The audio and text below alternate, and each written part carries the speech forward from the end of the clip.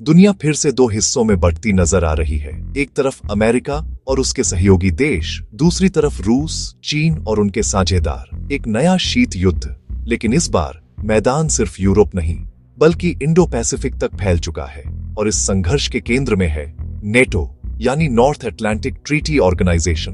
पर सवाल यह है, नाटो आखिर चाहता क्या है? 339 में जो संगठन यूरोप की रक्षा के लिए बना था, वह 2025 में एशिया तक क्यों फैल रहा है? और क्या भारत को अब कोई बड़ा निर्णय लेना पड़ेगा? नाटो क्या है और क्यों बना था? 1939 यूरोप अब भी दूसरे विश्व युद्ध की राख से उठ रहा था। अमेरिका और पश्चिमी देशों को डर था कि सोवियत यूनियन का बढ़ता प्रभाव पश्चिमी यूरोप को अपनी विचारधारा में खींच सकता है। इसी डर से 12 देशों ने मिलकर बनाया नाटो। इसका मुख्य सिद्धांत था कलेक्टिव डिफेंस, यानी अगर किसी एक सदस्य पर हमला हुआ तो बाकी सभी देश मिलकर उसकी रक्षा करेंगे। इसे कहा गया आर्टिकल 5 और यही नाटो की रीढ़ है। मकसद था सोवियत विस्तार को रोकना और पश्चिमी लोकतंत्रों की सुरक्षा करना। शीत युद्ध का युग, नेटो बनाम वॉर्सो पैक्ट 1955 में सोवियत यूनियन ने जवाब दिया। वॉर्सो पैक्ट बनाकर दुनिया दो गुटों में बंट गई, एक ओर नेटो, दूसरी ओर वॉर्सो पैक्ट, और शुरू हुआ कोल्ड वॉर, एक ऐसी जंग जिसमें मिसाइलें कम लेकिन रणनीतियां ज्यादा चली। कोरिया, वियतनाम और अफगानिस्तान जैसे युद्ध दरअसल इसी टकराव के प्रतीक बने। दोनों पक्षों ने परमाणु हथियारों की दौड़ शुरू की और दुनिया दशकों तक डर के साये में रही। सोवियत संघ के टूटने के बाद नेटो का नया चेहरा 1951 में सोवियत यूनियन टूट गया। लोगों ने सोचा अब नाटो का अस्तित्व खत्म हो जाएगा, लेकिन हुआ उल्टा। नाटो ने खुद को ग्लोबल पीस कीपर के रूप में ढाल लिया। 90 के दशक में उसने बाल्कन, कोसोवो और बाद में अफगानिस्तान में हस्तक्षेप किया। अब उसका उद्देश्य सिर्फ रक्षा नहीं बल्कि लोकतांत्रिक स्थिरता बनाना था। लेकिन रूस को यह स्वीकार नहीं था। उसके अनुसार अमेरिका नाटो का इस्तेमाल अपने भू राजनीतिक हितों को आगे बढ़ाने के लिए कर रहा था।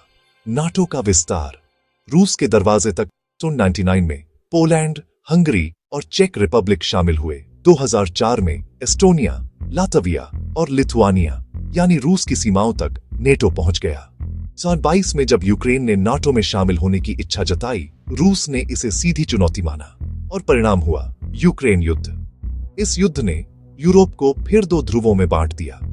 फिनलैंड और स्वीडन। नया मोर्चा 2023 में फिनलैंड आधिकारिक रूप से नेटो का हिस्सा बना और अब स्वीडन की सदस्यता भी लगभग तय है। फिनलैंड की रूस से 1300 किलोमीटर लंबी सीमा है, यानी अब नाटो सीधे रूस की सीमा तक पहुंच चुका है। यह विस्तार रूस के लिए रणनीतिक खतरा है और इसलिए 2025 में भी यूक्रेन युद्ध समाप्त नहीं हुआ है। यह संघर्ष अब प्रॉक्सी वॉर का रूप ले चुका है, जहां अमेरिका और यूरोप यूक्रेन को मदद देकर रूस को थकाने की नीति अपना रहे हैं। Video closing line part 1। तो दोस्तों, ये था नाटो का इतिहास और उसका यूरोपीय विस्तार। लेकिन कहानी यहाँ खत्म नहीं होती। 2025 में नाटो अब एशिया की ओर बढ़ रहा है। क्या नाटो अब चीन को रोकने की तैयारी कर रहा है? और इस नए खेल में भारत की भूमिका क्या होगी? इन सवालों के जवाब जानने के लिए देखिए पार्ट 2। जय हिंद। पिछले भाग में हमने समझा कि कैसे नाटो रूस की सीमाओं तक पहुंच गया है, लेकिन 2025 में नेटो का मिशन अब सिर्फ यूरोप तक सीमित नहीं रहा। अब वह इंडो पैसिफिक में भी अपनी पकड़ बढ़ा रहा है। नाटो की नई सोच, इंडो पैसिफिक स्ट्रैटेजी।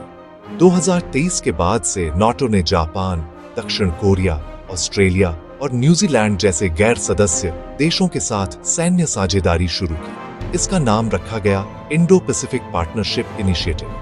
मकसद चीन की बढ़ती शक्ति को नियंत्रित करना, साइबर और तकनीकी सुरक्षा बढ़ाना और लोकतांत्रिक देशों के बीच समन्वय मजबूत करना। अब नाटो के बैठक एजेंडे में दक्षिण चीन सागर, ताइवान स्ट्रेट और भारतीय महासागर जैसे मुद्दे शामिल हैं। चीन और रूस की प्रतिक्रिया। चीन ने इसे वेस्टर्न कंटेनमेंट स्ट्रैटेजी कहा है, यानी पश्चिम एशिया और चीन को घेरने की कोशिश कर रहा है। रूस और चीन अब मिलकर नया रणनीतिक गठबंधन बना रहे हैं। ब्रिक्स प्लस, SCO और एनर्जी डील्स इसका हिस्सा है। इस नए गठबंधन का मकसद है नाटो जैसी पश्चिमी व्यवस्था का विकल्प तैयार करना। भारत की भूमिका। संतुलन की कूटनीति। भारत का रुख सबसे दिलचस्प है। भारत न तो नाटो का हिस्सा है, न रूस चीन गठबंधन का। भारत की नीति है स्ट्रेटेजिक ऑटोनॉमी।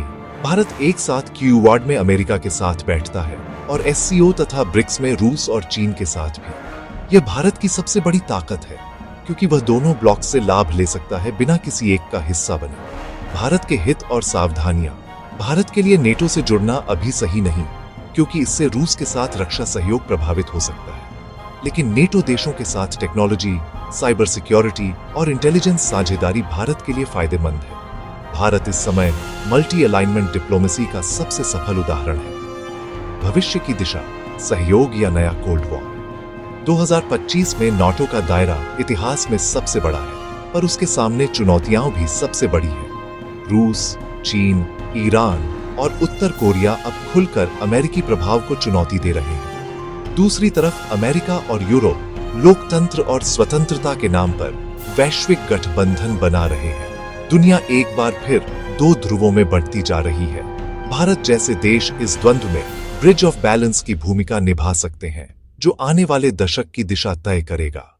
तो दोस्तों, नाटो का 2025 का रूप हमें यह दिखाता है कि भविष्य की दुनिया सिर्फ ताकत से नहीं, बल्कि समझदारी और संतुलन से चलेगी। भारत की यही स्वतंत्र नीति उसे एक वैश्विक शक्ति बनने की दिशा में आगे ले जा रही है। अगर यह वीडियो आपको पसंद आया हो तो लाइक करें, शेयर करें और चैनल को सब्सक्राइब करें, ताकि ऐसी ही अंतर्राष्ट्रीय विश्लेषण की कहानियां आप तक लगातार पहुंचती रहे। धन्यवाद। जय हिंद।